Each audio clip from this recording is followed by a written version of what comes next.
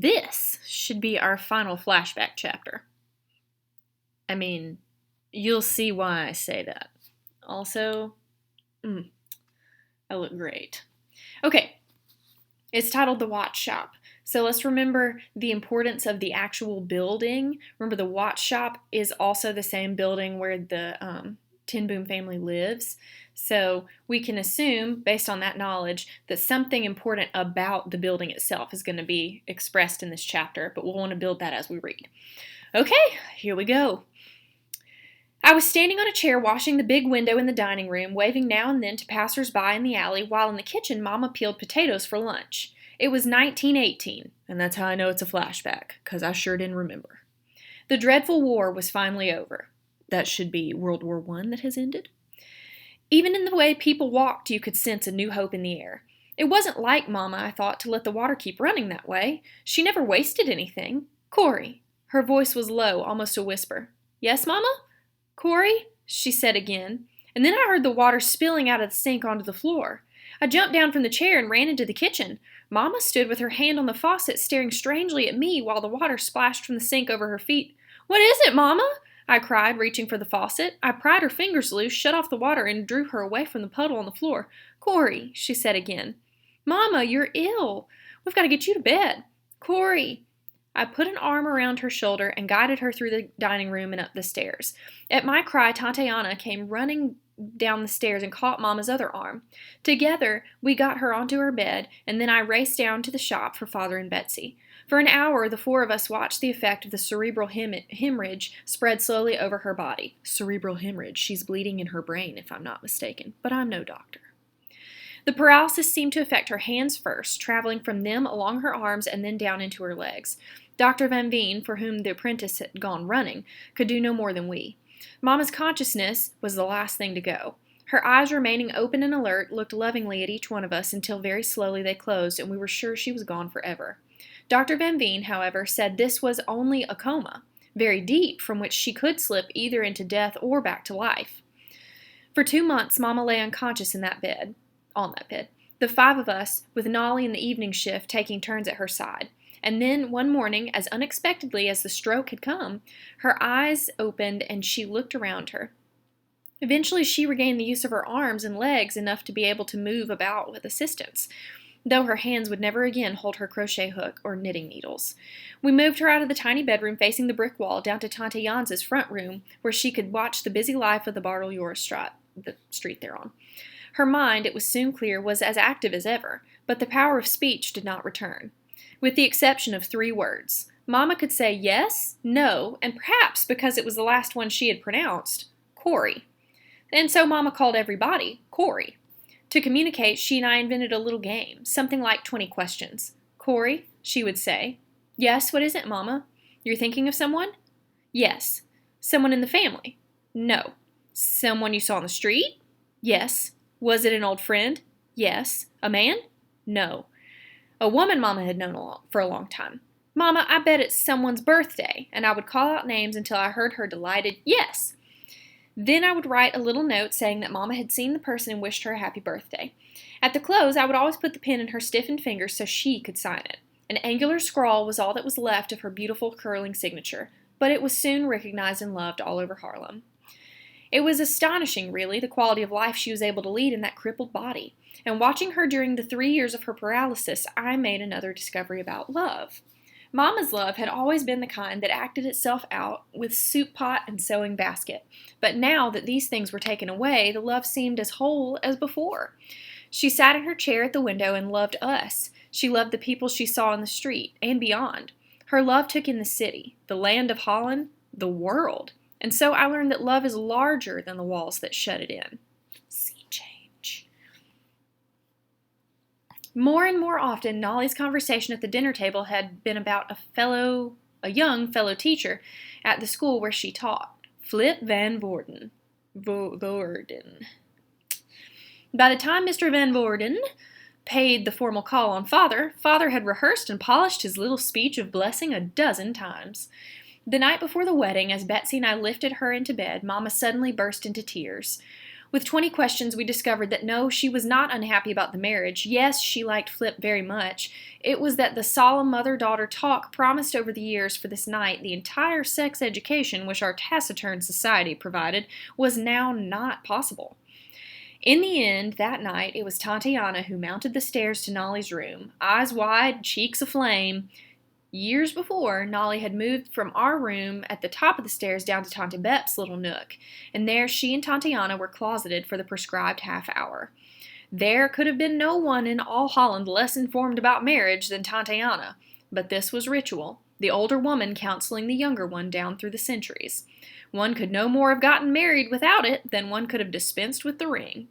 Nolly was radiant the following day in her long white dress, but it was Mama I could not take my eyes off.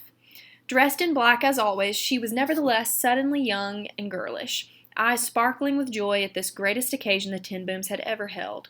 Betsy and I took her into the church early, and I was sure that most of the Van Worden family and friends never dreamed that the gracious and smiling lady in the first pew could neither walk alone nor speak.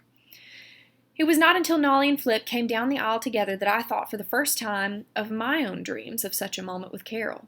I glanced at Betsy, sitting so tall and lovely on the other side of Mama. Betsy had always known that, because of her health, she could not have children, and for that reason had decided long ago never to marry. Now I was 27, Betsy in her mid-30s, and I knew that this was the way it was going to be, Betsy and I, the unmarried daughters, living at home in the Bay. It was a happy thought, not a sad one. And that was the moment when I knew for sure that God had accepted the faltering gift of my emotions made 4 years ago. For with the thought of Carol, all shining round with love as thoughts of him had been since I was 14, came not the slightest trace of hurt. The Carol. I think that's a typo. Carol, the Lord something, whatever, anyway. Carol, Lord Jesus, I murmured under my breath, and bless her. Keep them close to one another and to you. And that was a prayer I knew for sure that could have sprung unaided from Corey Ten Boom. So whatever the typo was, apparently Corey was praying for Carol and his lady, his wife. But the great miracle of the day came later. To close the service, we had chosen Mama's favorite hymn, Fairest Lord Jesus. And now as I stood singing it, I heard behind me in the pew Mama's voice singing too. Word after word, verse after verse, she joined in. Mama, who could not speak 4 words, singing the beautiful lines without a stammer. Her voice, which had been so high and clear, was hoarse and cracked, but to me it was the voice of an angel. All the way through she sang, while I stared straight ahead, not daring to turn around for fear of breaking the spell. When at last everyone sat down, Mama's eyes, Betsy's and mine, were brimming with tears. At first we hoped it was the beginning of Mama's recovery, but the words she had sung she was not able to say, nor did she ever sing again. It had been an isolated moment, a gift to us from God, his own very special wedding present. 4 weeks later, asleep with a smile on her lips, Mama slipped away from us forever. Scene change. So now her mom has died. The table's getting emptier. It was in late November that year that a common cold made a big difference. Betsy began to sniff and sneeze, and Father decided she must not sit behind the cashier's table where the shop door let in the raw winter air. But Christmas was coming, the shop's busiest time. With Betsy bundled up in bed, I took to running down to the shop as often as I could to wait on customers and wrap packages and save Father clambering up and down from his tall workbench a dozen times an hour. Tatiana insisted she could cook and look after Betsy, and so I settled in beside Betsy's table, writing down sales and repair charges, recording cash spent for parts and supplies, and leafing through past records in growing disbelief. But there was no system here anywhere. No way to tell whether a bill had been paid or not, whether the price we were asking was high or low. No way, in fact, to tell if we were making money or losing it. I hurried down the street to the bookseller one wintry afternoon, bought a whole new set of ledgers, and started in to impose method on madness. Many nights after the door was locked and the shutters closed, I sat on in the flickering gaslight, poring over inventories and wholesaler statements. Or I would question Father, "How much did you charge Mr. Hoke for that repair work last month?" Father would look at me blankly. "Why, my dear, I can't really... It was a Vacheron, Father, an old one. You had to send all the way to Switzerland for the parts, and here's their bill," and his face lit up. "Oh, of course I remember.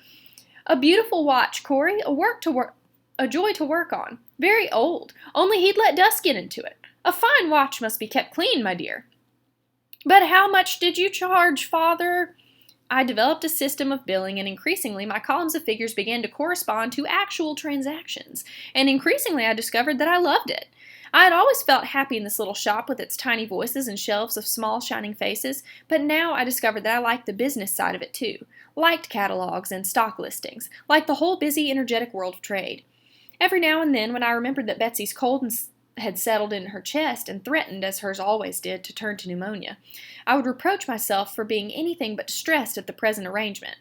And at night, when I would hear the hard, racking cough from her bedroom below, I would pray with all my heart for her to be better at once.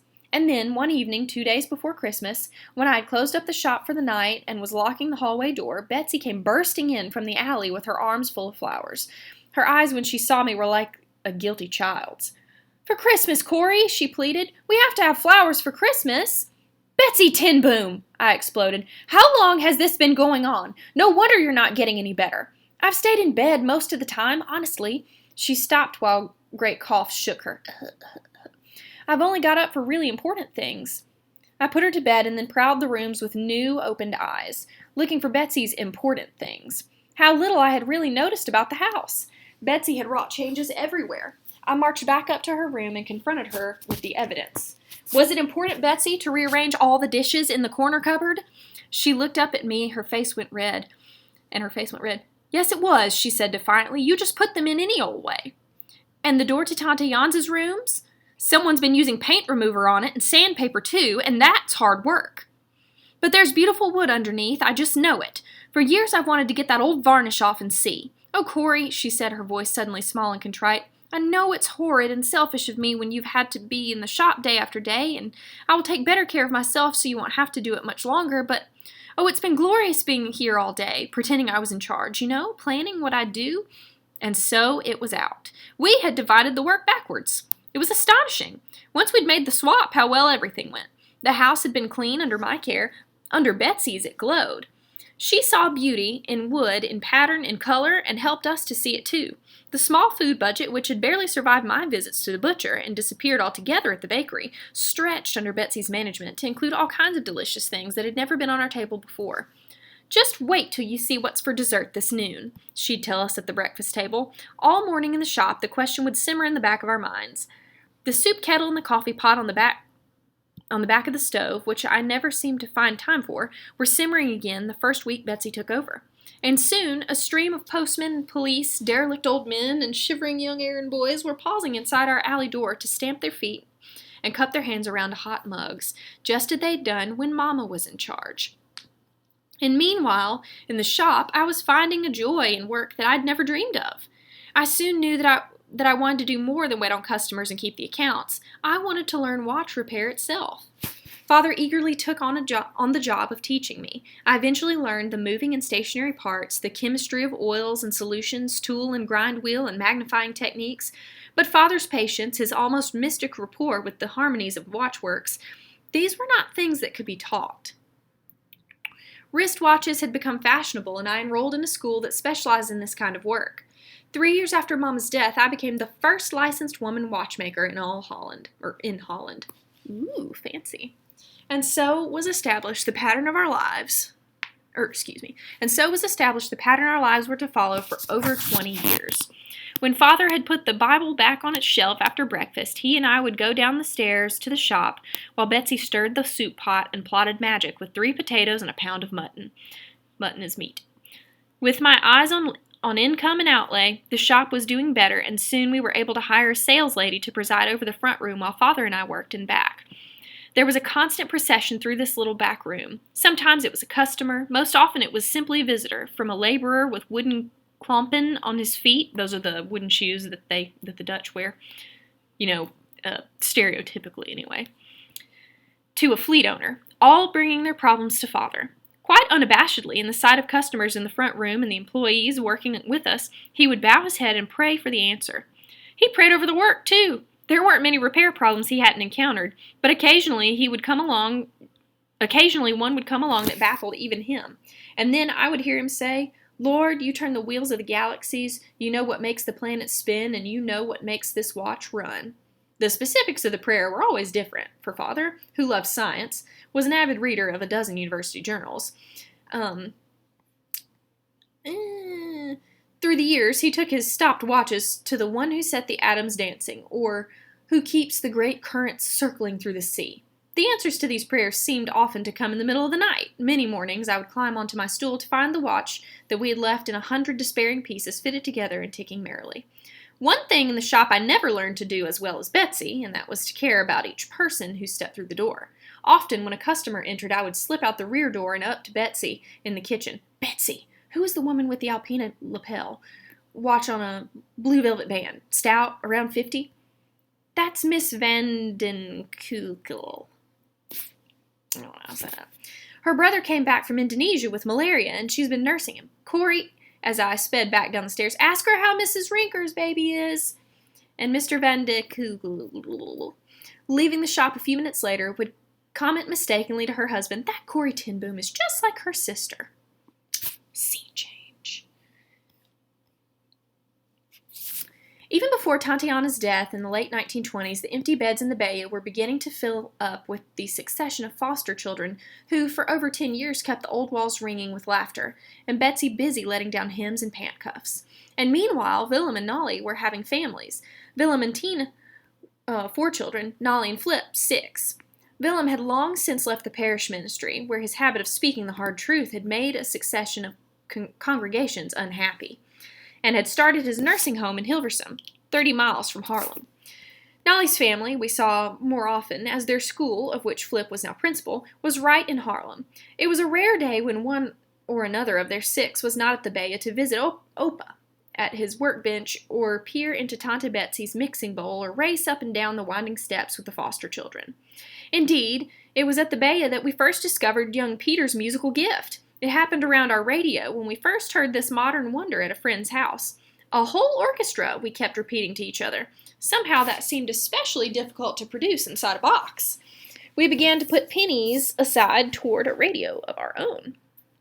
Long before the sum was raised, Father came down with the hepatitis that almost cost his life. During the long stay in the hospital, his beard turned snow white. The day he returned home, a week after his 70th birthday, a little committee paid us a visit.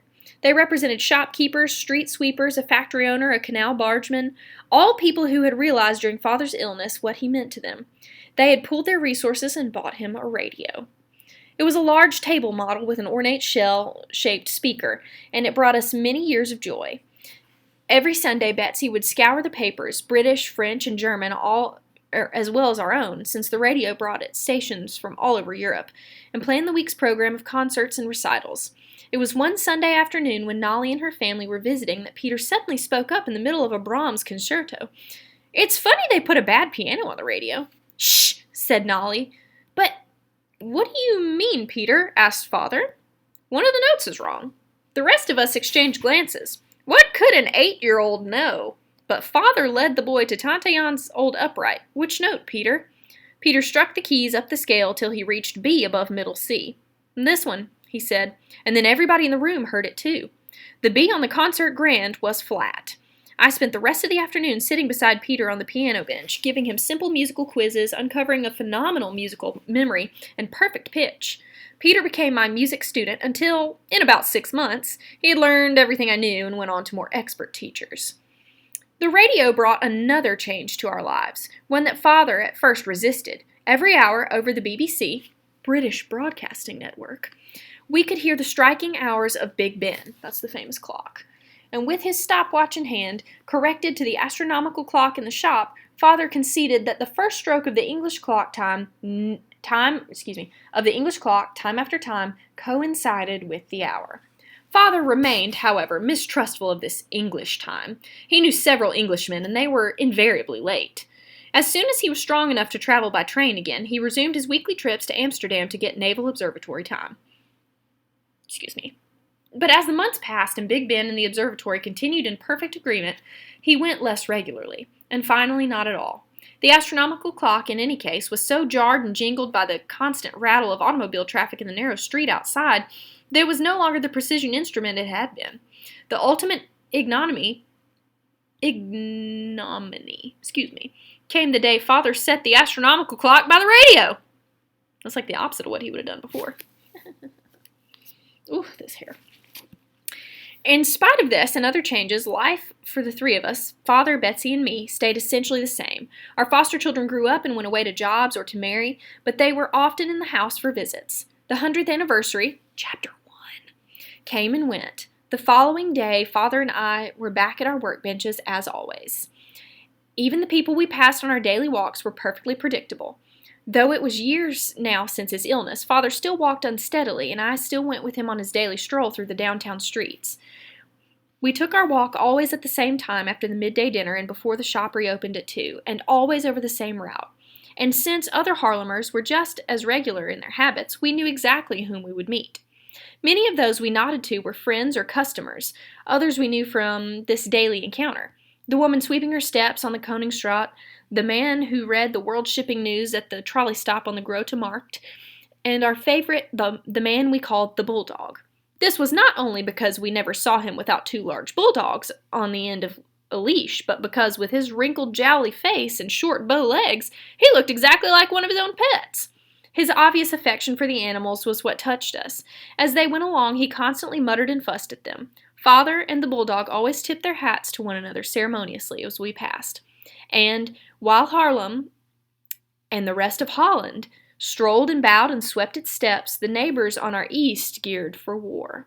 Ooh, World War II. We knew what was happening. There was no way to keep from knowing. Once in the evening, turning the dial on the radio, we would pick up a voice from Germany. Hitler. The voice did not talk or even shout. It screamed. Oddly, it was even-tempered Betsy who reacted most strongly, hurtling from her chair and flinging herself at the radio to shut off the sound. And yet, in the interludes, we forgot.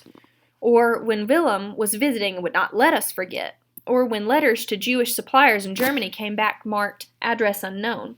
We still managed to believe that it was primarily a German problem. How long are they going to stand for it, we said. They won't put up with that man for long. Only once did the changes taking place in Germany reach inside the little shop on the Barteljorenstraat, and that was in the person of a young German watchmaker. Germans frequently came to work under Father for a while, for his reputation reached even beyond Holland. So when this tall, good-looking young man appeared with apprentice papers from a good firm in Berlin, Father hired him without hesitation. Otto told us proudly that he belonged to the Hitler Youth. Indeed, it was a puzzle to us why he had come to Holland, for he found nothing but fault with Dutch people and products. The world will see what Germans can do, he often said. His first morning at work, he came upstairs for coffee and Bible reading with the other employees. After that, he sat alone down in the shop. When we asked him why, he said that he thought he had not understood the Dutch words. When we asked him why, he said that though he had not understood the Dutch words, he had seen that Father was reading from the Old Testament, which he informed us was the Jews' book of lies. I was shocked, but Father was only sorrowful. He has been taught wrong, he told me. By watching us, seeing that we love this book and are truthful people, he will realize his error. It was a few weeks later that Betsy opened the door from the hallway and beckoned to Father and me. Upstairs on Tante Jans's tall mahogany chair sat the lady who ran the rooming house where Otto lived. Changing the bed sheets that morning, she said she had found something under his pillow, and she drew from her market satchel a knife with a curving 10-inch blade. Again, Father put the best interpretation on it. The boy is probably only frightened, alone in a strange country. He probably bought it to protect himself. It was true enough that Otto was alone. He spoke no Dutch, nor made any effort to learn. And besides Father, Betsy, and me, few people in this working-class part of the city spoke German. We repeated our invitation to join us upstairs in the evenings, but whether he did not care for our choice of radio programs or because the evening ended as the morning began, with prayer and Bible reading, he seldom did. In the end, Father did fire Otto, the first employee he had ever discharged in more than 60 years in the business. And it was not the knife or the anti-Semitism that finally brought it about, but Otto's treatment of the old clockmender Christophels. From the very first, I had been baffled by his brusqueness with the old man. I think I'm saying that right. It wasn't anything he did, not in our presence anyway, but what he didn't do. No standing back to let the older man go first, no helping on with a coat, no picking up a dropped tool. It was hard to pin down.